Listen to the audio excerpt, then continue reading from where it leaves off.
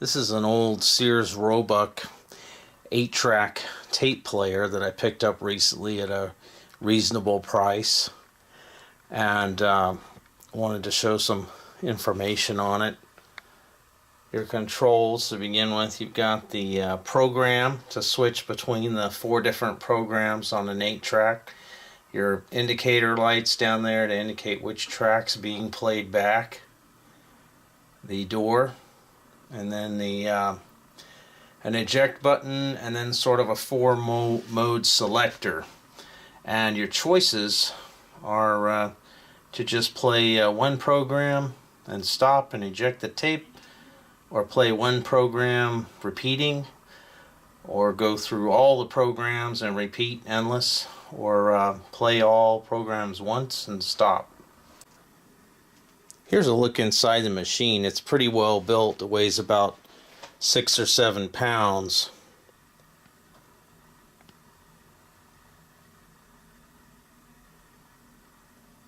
So you've got the solenoids there to change your program and eject the tape. I had to go through and clean the head. The head was is in pretty bad shape. Managed to get most of the oxide and probably bits of pinch rollers off of it that had collected over the year. The guy that owned this had never, I don't think he'd ever cleaned the head, but I don't think it's in the best of shape.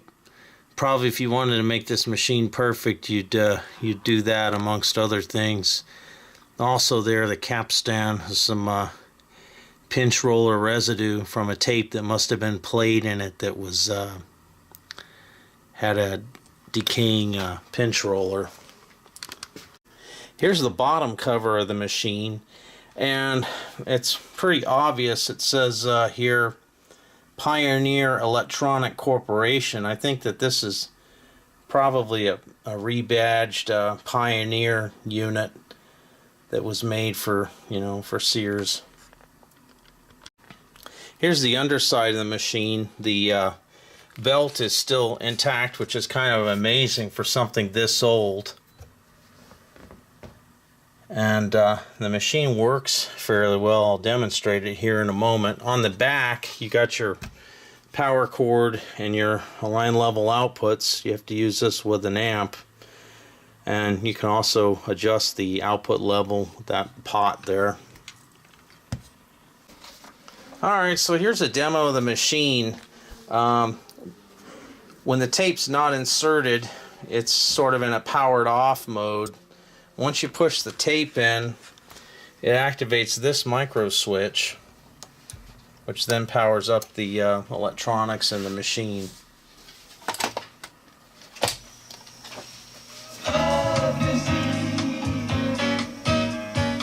So there's track 1. Track 2.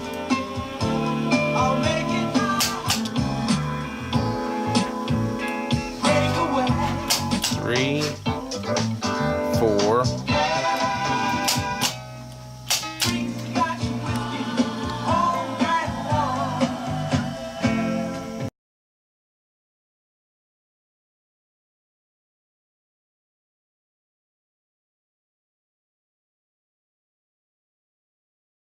So for those of you not familiar with this format, here's an 8-track tape. It's a pre-recorded tape with a 1/4-inch tape inside and an endless loop that runs 20 plus minutes long if necessary for one program. So for 20 minutes of tape, they potentially get 4 times that amount of program material. They also have to make each program the same length or as close to it as they can. So in this case, the order of the tracks on the album differ from the cassette or the LP or CD, because they're trying to get each program, in this case, to be about 10 seconds long. So that was one of the prices that you pay for this kind of a format. Here's another 8-track tape that I had that went bad. I didn't heed the warnings, and the silver metal strip, it's very common. I should have been more careful. It broke. The tape separated there, and if you look inside the hub, you can see right there that shiny spot.